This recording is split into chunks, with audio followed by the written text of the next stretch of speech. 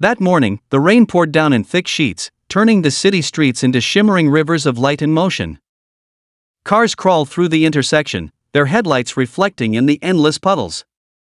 On the sidewalk, a woman struggled against the storm, her arms wrapped around a small child, her thin coat soaked through.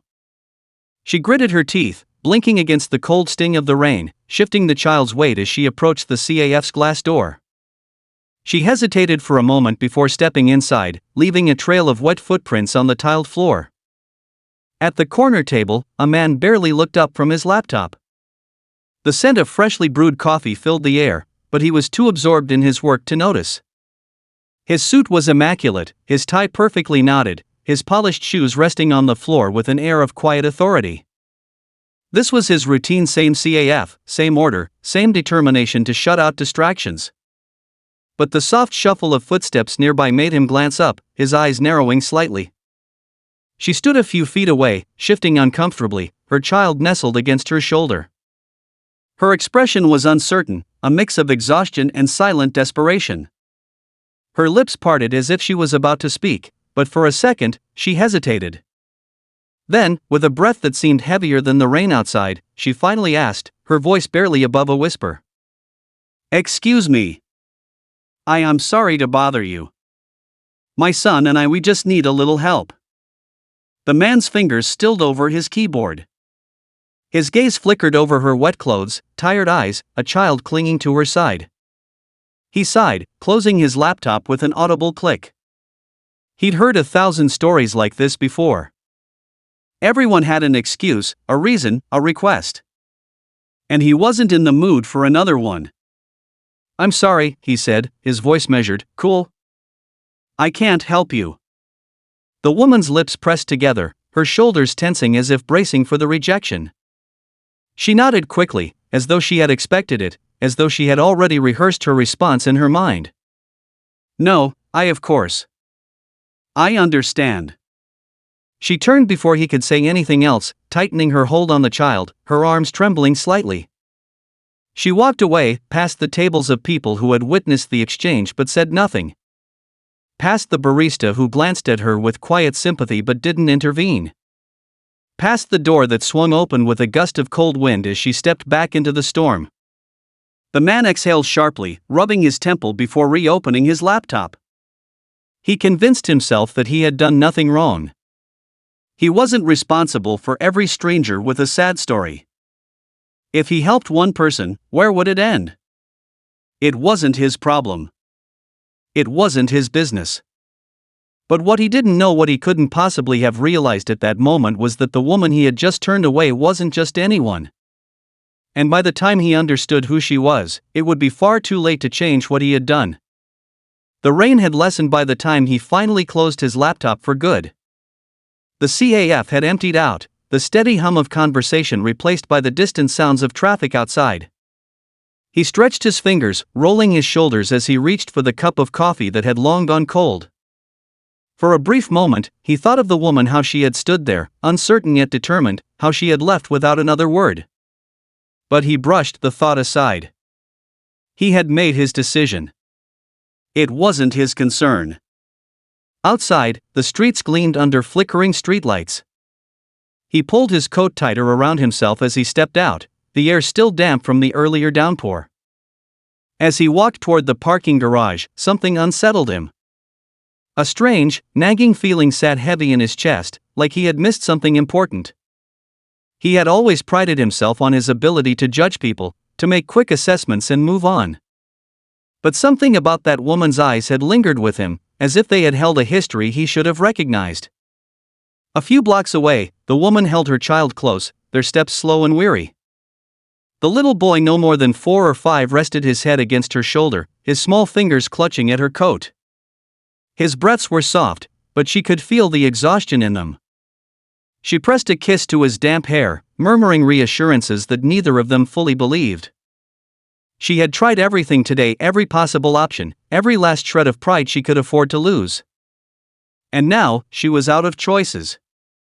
She reached the entrance of a small shelter, the neon sign buzzing faintly in the dark. A volunteer stood by the door, his expression kind but apologetic. "We're full tonight," he said gently. But there's another place about 10 blocks from here. I can call ahead for you. She swallowed hard, her grip on her son tightening. She had walked more than she could count already, her legs aching, her head light with exhaustion. The thought of 10 more blocks felt impossible. But she nodded. Thank you, she whispered. Back at his apartment, the man stood in front of his window, watching the city stretch out beneath him. He had worked for everything, he had every inch of his success, every deal, every dollar. He had built his life carefully, brick by brick, refusing to let anything weaken his foundation.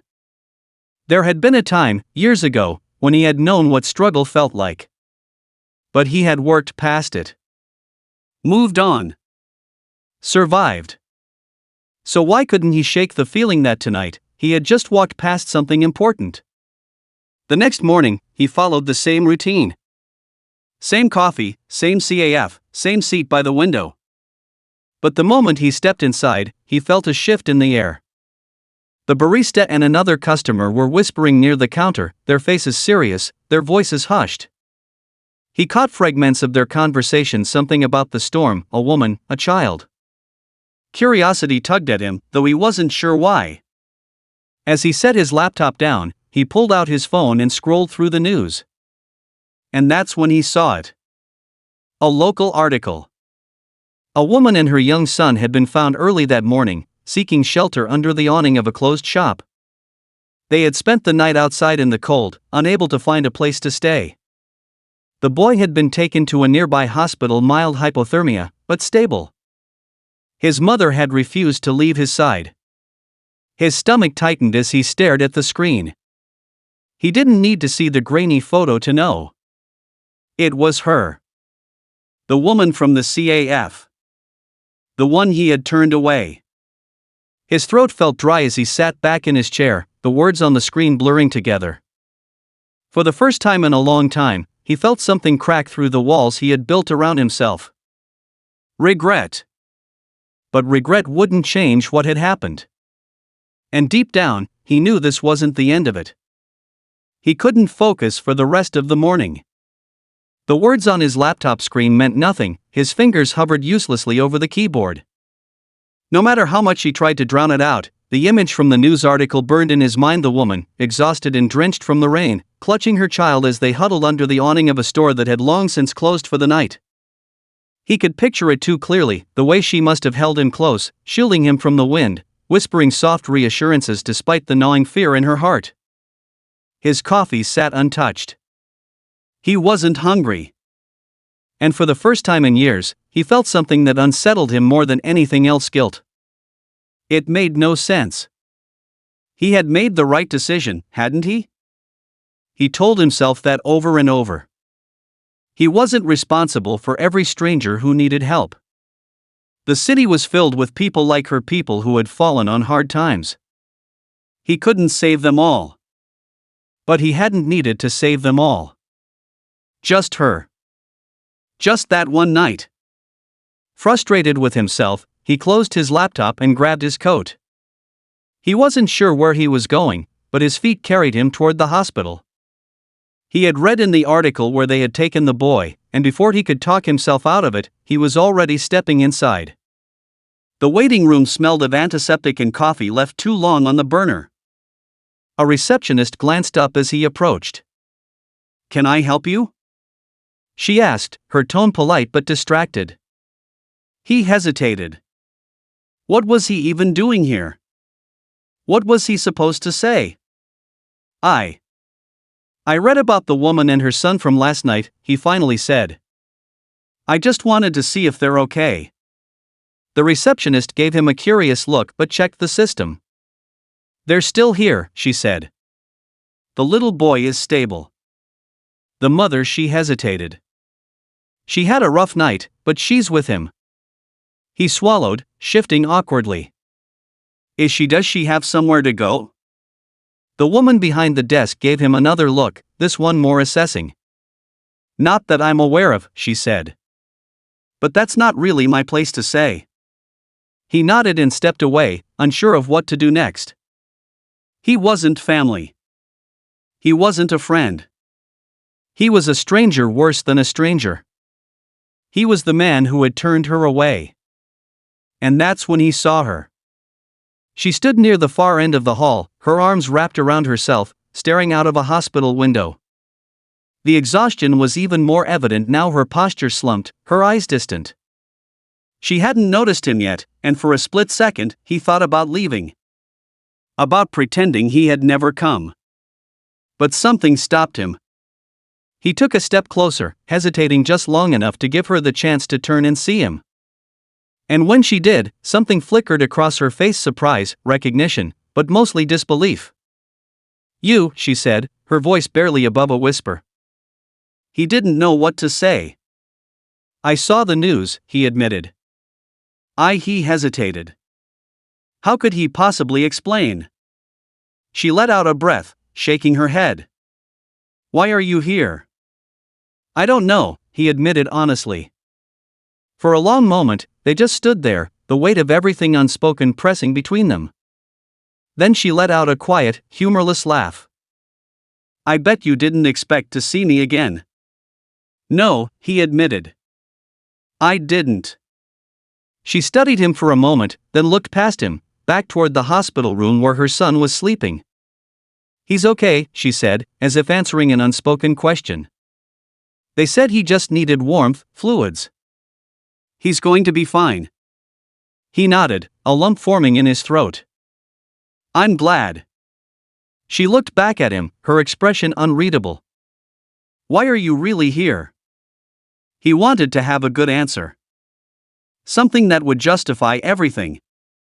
But the truth was, he didn't have one.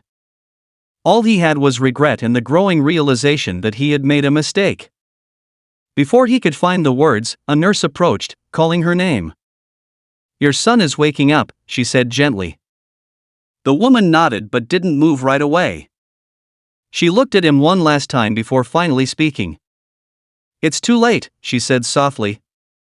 Then she turned and walked away. He stood there long after she was gone, the words ringing in his ears. Too late. But as he turned to leave, a man in a dark suit stepped into the hallway, watching him with a sharp, assessing gaze. There was something about him, something familiar, though he couldn't quite place it. "You shouldn't have ignored her," the man said simply. The air shifted. The weight of those words settled deep in his chest. And that's when he realized this wasn't over. Not even close. For a long moment, he just stood there, staring at the man in the dark suit. Something about him was unnerving, his presence too deliberate, his words too precise. He wasn't a doctor, not hospital staff, yet he stood with the confidence of someone who belonged. And then it hit him, the familiarity. He had seen this man before. But where? The stranger took a step closer, his expression unreadable. "You don't recognize me, do you?" His mind raced, but the answer hovered just out of reach. "Should I?" he asked carefully. The man studied him, as if deciding something. Then, with the faintest smirk, he said, "Let's just say you and I have crossed paths before." A chill ran through him. Before he could respond, the man glanced toward the hospital room where the woman and her child were, then back at him. "You had your chance," he said quietly. "You made your choice." The words felt like a final verdict, a sentence handed down in a trial he hadn't realized he was a part of. And then, just as quickly as he had appeared, the man turned and walked away, disappearing down the hall. His pulse pounded. Something was wrong. That encounter wasn't random. He could feel it in his bones. And if the way the man had spoken was any indication, there was more to this story than he had realized. Determined, he left the hospital and went straight to his office, digging through files, searching his memory, trying to piece together where he had seen that man before. He had always been meticulous about details, but no matter how hard he searched, nothing came up. And that only made it worse. Then, just when he was about to give up, something clicked. A name. A deal. Years ago. He pulled up an old file, one he hadn't looked at in a long time. It was from the early days of his career, when he had been more ruthless, less concerned about collateral damage. The name on the file sent a shockwave through him. The woman.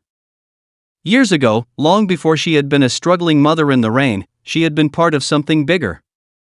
A business deal gone wrong. A company acquisition where he had played a direct role. He hadn't thought much of it at the time, just another transaction, just another number on a spreadsheet. But looking at it now, he saw the fallout in a way he hadn't before. The company he had helped dismantle had belonged to her family. And when it collapsed, it had taken everything with it. She had lost her home. Her stability. Everything she had once known. And he had been the one who had signed the papers. His stomach twisted. He had been so focused on climbing to the top that he had never thought about what had happened to the people left at the bottom. And now, years later, fate had forced their paths to cross again. He didn't know what to do with that realization. But what he did know, what he felt deep in his core, was that he couldn't just walk away again. The next morning, he went back to the hospital. He wasn't sure if she would even speak to him, but he had to try. When he arrived, though, the room was empty. The bed neatly made. The boy's medical bracelet discarded on the bedside table. They were gone. His chest tightened. He hurried to the front desk. The woman who was here with her son, where did she go? The receptionist barely glanced up. Discharged early this morning, she said. No forwarding address. Panic surged in him. He had been too late again. But then, just as he turned to leave, a small folded piece of paper caught his eye, left on the waiting room chair. His name was written on the front. Hands trembling, he picked it up and unfolded it. You should have helped when it mattered. No signature. No explanation. Just that one sentence, cutting deeper than he thought possible. He stood there, gripping the note, the weight of his choices pressing down on him. He had spent years believing success was about moving forward, about never looking back. But now, for the first time, he realized that some mistakes couldn't be left in the past. Some mistakes followed you. And some mistakes refused to be forgotten.